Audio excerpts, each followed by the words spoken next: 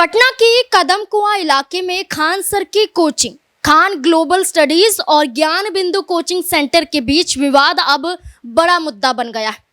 Khan sir के संस्थान पर हुए हमले, तोड़फोड़ और गार्ड के साथ मारपीट के मामले में पहले पुलिस ने ज्ञान बिंदु कोचिंग के डायरेक्टर रोशन आनंद समेत 3 लोगों को गिरफ्तार किया। हालांकि बाद में इस मामले में नया मोड़ भी आया जब दूसरी वीडियो सामने आई और जांच आगे बढ़ी। इसी आधार पर पुलिस ने खान सर के कोचिंग के 2 सुरक्षा गार्ड को भी मारपीट के आरोप में हिरासत में ले लिया।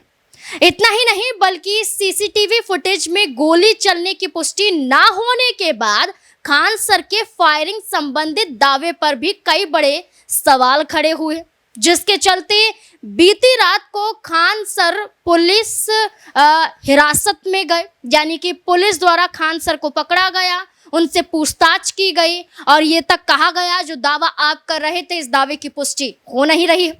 इस बीच ज्ञान बिंदु कोचिंग के छात्रों ने सड़कों पर हंगामा कर दिया, विरोध प्रदर्शन शुरू कर दिया। छात्रों का आरोप है कि उनके संस्थान और निर्देशक को जानबूझकर बदनाम किया जा रहा है। जो संस्थान के मालिक हैं, जो निर्देशक हैं, उन्हें जानबूझकर बदनाम किया जा रहा है। ज्ञान बिंदु कोचिंग के संचालक रोशन की रिहाई के लिए पटना की सड़कों पर छात्रों का जमावड़ा अभी भी लगा हुआ है। छात्र उनकी रिहाई की मांग कर रहे हैं। उनका कहना है कि खान सर ने झूठे आरोप लगाए हैं।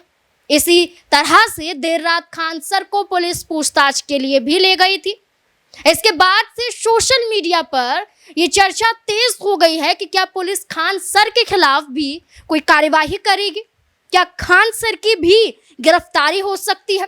फिलहाल पुलिस ने खान सर की गिरफ्तारी को लेकर कोई आधिकारिक बयान जारी अभी नहीं किया है। जांच अभी भी जारी है और पुलिस का कहना है कि उपलब्ध साक्ष्यों, सीसीटीवी फुटेज और गवाहों के बयान के आधार पर आगे की कार्यवाही की जा रही है। हो सकता है जब तक आप तक ये खबर पहुंचे जांच आगे और बढ़ चुकी हो और इस पूरे मामले में नया मोड़ और आ चुका हो। इसी के साथ आपको बता दें कि पटना पुलिस की शुरुआती जांच में अब तक खान सर के कोचिंग सेंटर पर फायरिंग की पुष्टि नहीं हुई है। ये एक बड़ा सवाल बन गया है और खान सर पर इसी वजह से उंगली उठ रही है, सवाल खड़े हो रहे हैं, उनका विरोध हो रहा है।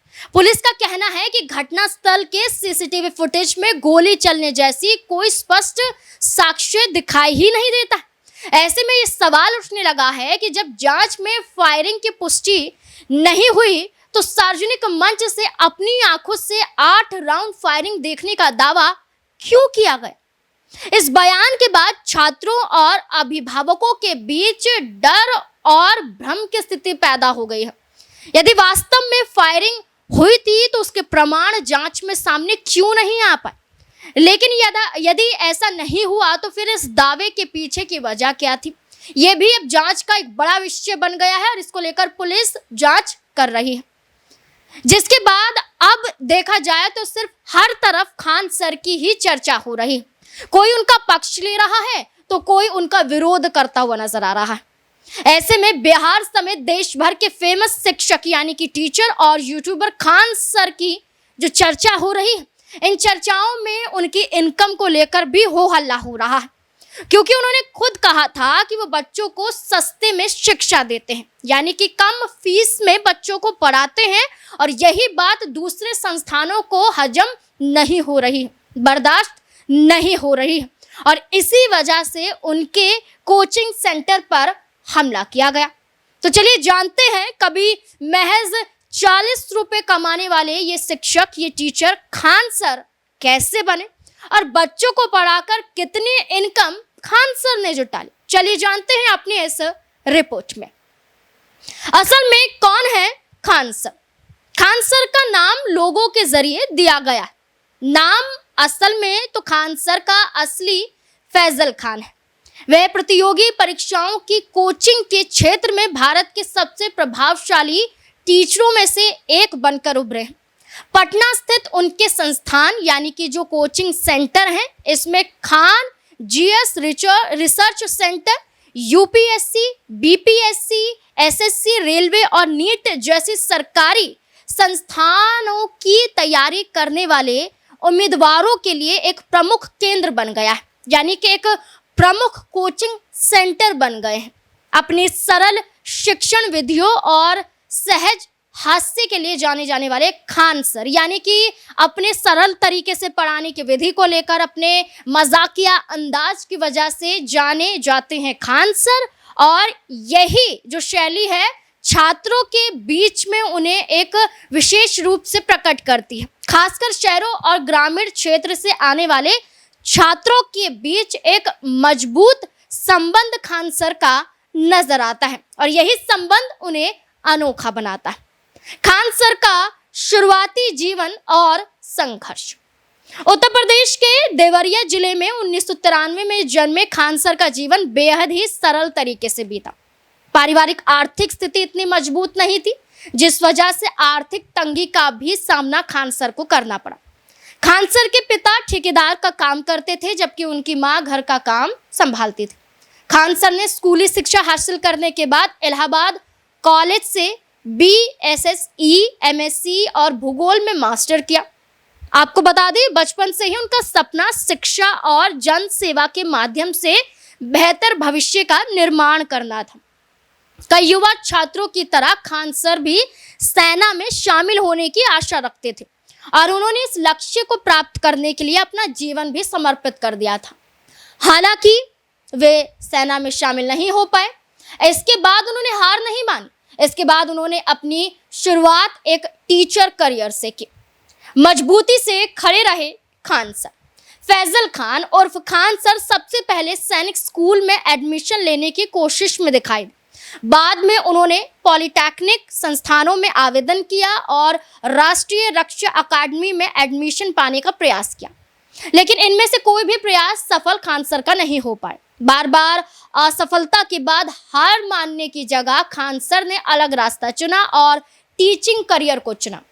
एक छात्र से शुरू हुआ ये सफर बहुत जल्दी ही बहुत बड़ा हो गया। बताया जाता है कि उनके पहले छात्र ने कक्षा में टॉप किया था, जिससे उनकी जो पढ़ाने की शैली है, जो उनका जो सेंटर है, वो चर्चाओं में आने लगा और भी जो छात्र हैं वो प्रेरित हुए।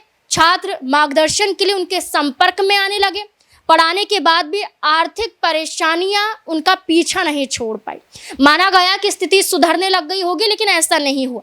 घंटों पढ़ाने के बाद भी उस वक्त पर खान सर को सिर्फ 40 रुपए मिला करते थे। ये कहा जाता था कि 90 रुपए का तो उनका बस का किराया था और 40 रुपए पढ़ाने के मिलते थे, जो पूरे नहीं हो पाते थे। कोई और ऑप्शन उन्हें नजर ही नहीं आता था, इसलिए वो बच्चों को पढ़ाते थे, अपना संस्थान चलाते थे। पहले पूरी तरह से कोचिंग सेंटर भी नहीं था, वो बच्चों को ऐसे ही पढ़ाते थे और बाद में जो पैसे आते थे उसे जोड़ते थे और जो रास्ता था घर तक का उसे पैदल ही तय करते थे। ऐसे हुई कोचिंग सेंटर की शुरुआत। बताया जाता है कि एक दिन गंगा किनारे बैठे खान सर ने फैसला किया कि वे अपना खुद का कोचिंग सेंटर शुरू करेंगे। दोस्तों के सहयोग से उन्होंने एक छोटा सा क्लासरूम खोला, लेकिन ये सब आसान नहीं था। उन्होंने बताया कि एक रात उनके कोचिंग सेंटर पर बम से हमला भी हुआ, लेकिन उन्होंने हार नहीं मानी, वो डरे नहीं और अगले दिन वापस आकर देखा कि वो भी मौजूद थे और उनके छात्र उनके कोचिंग सेंटर में सफाई में मदद करते हुए भी दिखाई दे रहे। वहीं से बाद में खान सर के लोकप्रियता उनके YouTube चैनल की बढ़ती लोकप्रियता के साथ तेजी से बढ़ने लगी। खासकर कोरोना काल के दौरान खान सर की लोकप्रियता और ज्यादा अधिक हो गई।